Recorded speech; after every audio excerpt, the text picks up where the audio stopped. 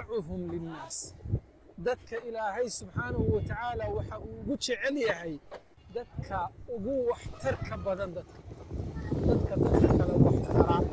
ama aadamka ay la noolyihiin anfaca cilmi soo kordhiya wanaag dadka u qabta wax wanaagsan dadka ku soo kordhiya oo markaa waxtar leh ilaahay subxaanahu wa tacaala bini aadamka ugu jecel yahay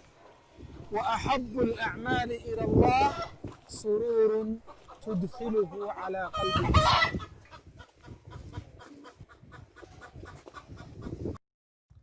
السلام عليكم ورحمة الله وبركاته. مقعي هو عبد الله محمد عمر كم قاعد داير فالكاو مانتا وحين صوبو قناي كام ليدا كام كفوريو كويالا مقالة مقدشة سيدو كالنا وحين كسعنا أوروبا أما محوعها جروبكا سمفرها اللي يقان الداق فونديشن oo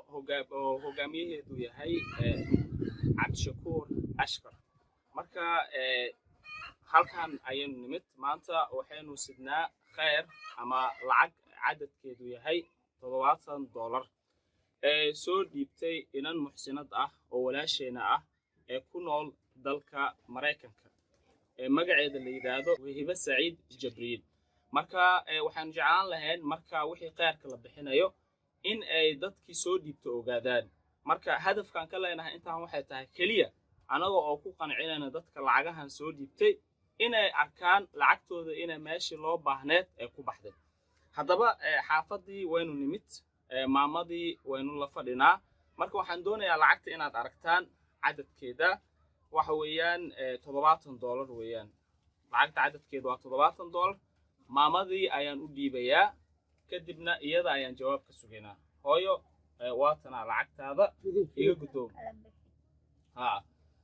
iga gudoon $70 Soomaa ما شاء الله lacagtaa waa $70. haddaba hooyo maxaad ugu ducayn lahayd inantaa muxsinada ah lacagta soo $70 ma haddaba dadka soo dhiibay maxaad ugu ducaynaysaa maama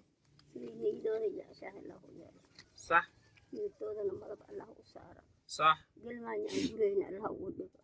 صح إلهي معبود كهاي أساود الله سيني ذو جعش الله وياك آمين إلهي آمين. معبود كهاي أساود الله هاي وحي سود إيمان إلهي صدق برجلت الله ودك آمين إلهي إذن آمين ساسا كله haddaba maama bal maxaad ka codsan lahayd أنا dadka khayrka ka qayb qaata dadka caawiya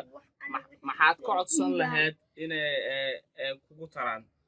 إلهي معبودك وح الله وحي إلهي وسوديبه وأمد الصوماليات وإسلامين يسوديبه مرادكود الله سالي يكون ليبان الله سي آمين آمين la socono maamada lacagta waynu siinay haddaba sidaad la socotaan walaalayaal xaaladda maamada sidaad ka arki doontaan videoga waa iska dhibaataysan tahay iyada kaligeedna maaha dad fara badan baa jira oo saan oo kale u dhibaataysan in la caawiyo u baahan haddaba waxaynu iminka weydiinaynaa sida dadka muxsiniinta u soo caawiyaan magaceedu saddexan iyo sidoo kale nambarkeeda saad ula soo xidhiidhaan haddaba maama magacaagu saddexan iyo nambarkaaga وشك مقعد السدحان فايرة إبراهيم فايرة إبراهيم أحمد مقعد نمبر كاغن نمبر كيد وراها سديت لباتن يلبو إبر لم أفرتن إسقال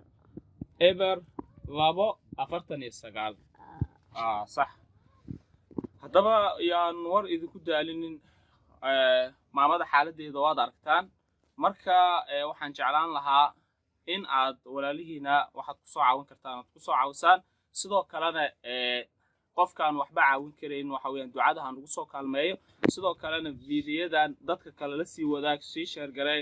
laagtana saar waxa weeyaan waxaad ku inta xataa waxay gashaa kaalmo ay gashaa aad iyo aad ayaad u mahadsantihiin dadkana daawanayo waa bahdii aldeeq foundation oo idin leh maca asalaama